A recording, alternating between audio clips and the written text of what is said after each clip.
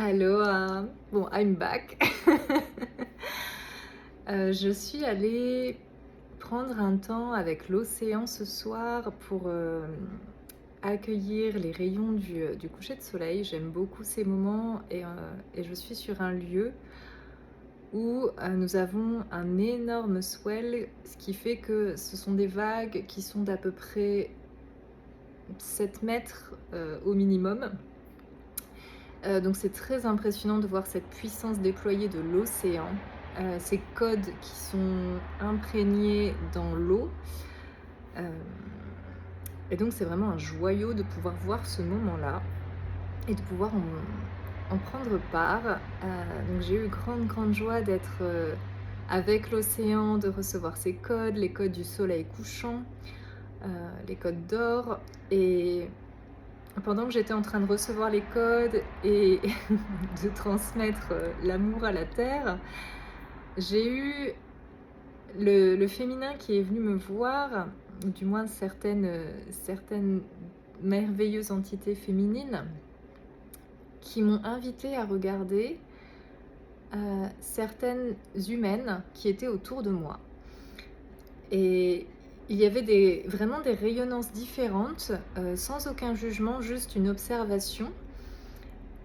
Et il y en avait qui avaient vraiment cette rayonnance de pureté, de douceur, de beauté, vraiment un code particulier qui était, magnifique. Et il y en a d'autres qui étaient dans une rayonnance un peu déviante, hem et dans leur posture, dans la façon de se montrer au monde, c'était vraiment, alors il y a une posture très droite, mais là c'était vraiment très sexualisant. Notamment aussi par la façon vestimentaire qu'elles avaient d'exprimer cette sexualité. Et donc je suis allée me relier un peu plus sur cet égrégore-là, qui est vraiment très présent sur terre, pour demander, et avoir des compréhensions ou des images ou enfin, des choses. Et donc de cet égrégore, ça m'a montré que c'était une défiance très féminine de chercher à utiliser notre énergie sexuelle, pour plaire à l'homme. Une énergie sexuelle pour attirer l'homme comme, une araignée mettrait, dans ses filaments des choses attirantes pour venir, manger. Heu et donc c'est vraiment quelque chose qui est sur notre terre, qui est aujourd'hui présente. Et j'ai demandé qu'est-ce qui était bénéfique pour, que cette énergie soit transformée, ou enfin, parce que étant femme, je suis aussi reliée à ces énergies-là. Donc je leur ai demandé de me montrer, et ça m'a demandé de rayonner ce qui était la divinité à hauteur de moi, ce que je la rayonne, sachant que je suis vraiment pas, la plus éveillée, ni la plus je ne sais quoi. J'ai demandé par rapport à moi qui je suis, où j'en suis, et ce qui était accessible à mon être à ce moment-là.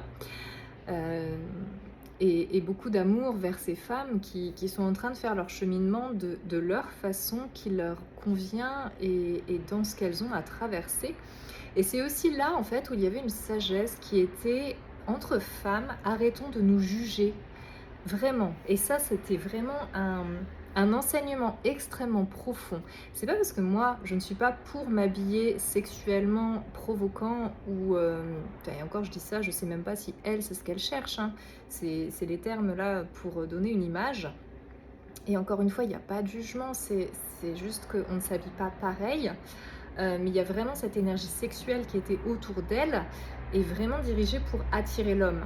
C'est surtout ça qui, moi, m'a étonnée, heu, mais c'est pas parce qu'elles sont dans ces énergies-là que moi, femme, je dois dire que ce sont je ne sais pas quoi. Je vais même pas utiliser les mots parce que pour moi, c'est vraiment trop violent. Mais par contre, en tant que femme et en tant que sœur, et peut-être grande sœur parce qu'elles avaient l'air plus jeunes que moi aussi,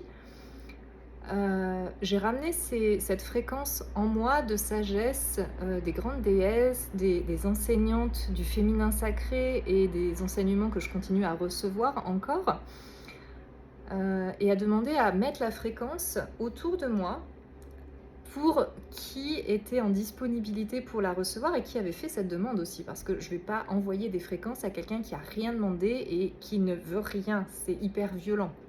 C'est de la prise de pouvoir.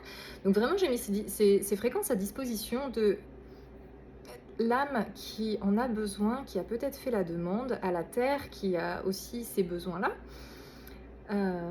Et c'était vraiment très important dans cette sensation de nous sommes des frères et des sœurs. Et si on juge ces comportements, c'est aussi des comportements qu'on a pu avoir. Moi, j'ai pu avoir ces comportements-là quand j'étais adolescente, en recherche de comment maîtriser toute cette énergie. Et donc, au lieu de critiquer l'autre, au lieu de pointer l'autre du doigt, c'est ok, mais moi, comment je fais avec toute cette énergie-là? Qu'est-ce que j'en fais? Est-ce que moi aussi, dans un sens, je ne suis pas aussi en train d'utiliser mon énergie sexuelle pour appâter l'homme?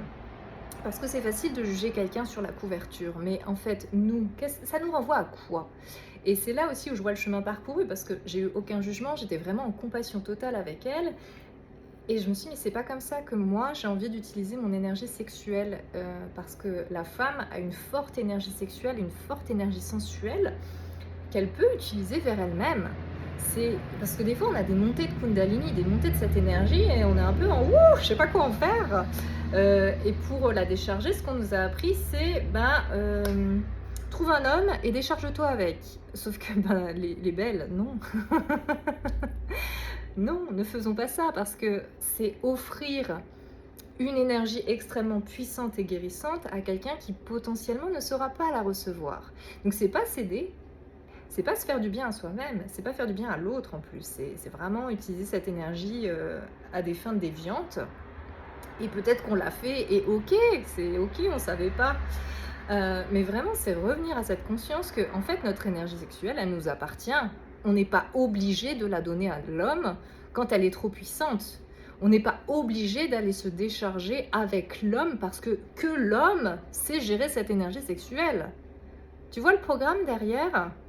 Et ça, en fait, ça demande à être déprogrammé. Et c'est là où c'est intéressant d'aller voir. Parce que quand tu as une montée d'énergie sexuelle, ce qui arrive forcément à un moment dans ta vie, si ce n'est dans tes cycles, qu'est-ce que tu en fais? Est-ce que tu choisis de prendre un compagnon et de enlever toute ton énergie, genre il s'est rien passé, c'est bon, c'est fini?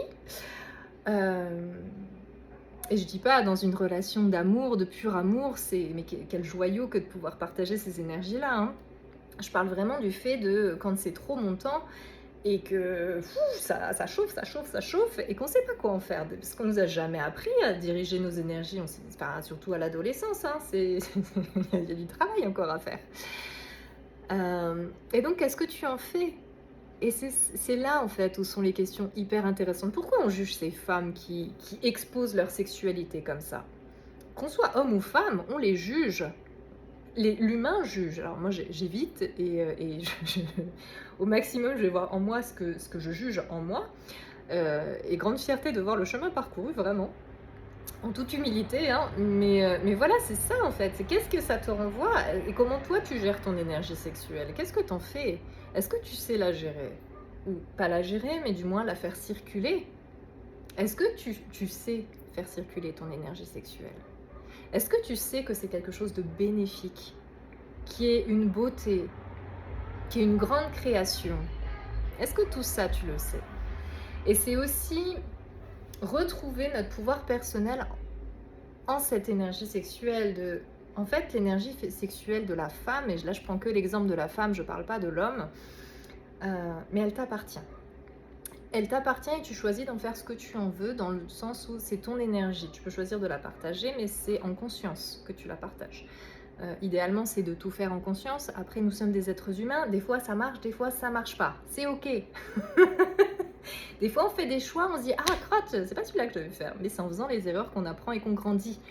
C'est juste, je t'invite vraiment à revenir à toi et à te dire « Ok, qu'est-ce que moi, je fais quand j'ai toute cette énergie sexuelle qui monte? Est-ce que j'ai l'automatisme de me dire il faut que je fasse du cul. Parce que là, pour le coup, il y a pas d'autre mot, je suis désolée, c'est très 2D.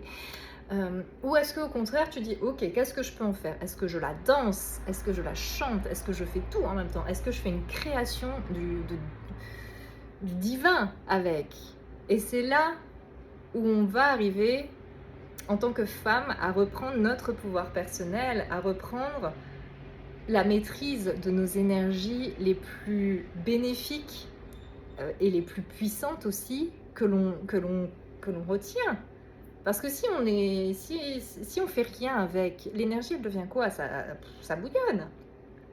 Donc c'est vraiment des questions qui sont extrêmement intéressantes et c'est plus on va apprendre à être en conscience, plus on va apprendre à jouer avec ces énergies, à les découvrir, à voir quelle création elles nous emmènent à faire, et bien plus on va réussir à, à co-créer avec ça et à être nous-mêmes et arrêter de chercher à l'extérieur des choses.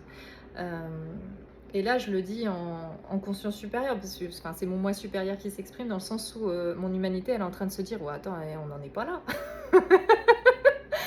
Donc je reçois les enseignements en même temps que toi, c'est génial.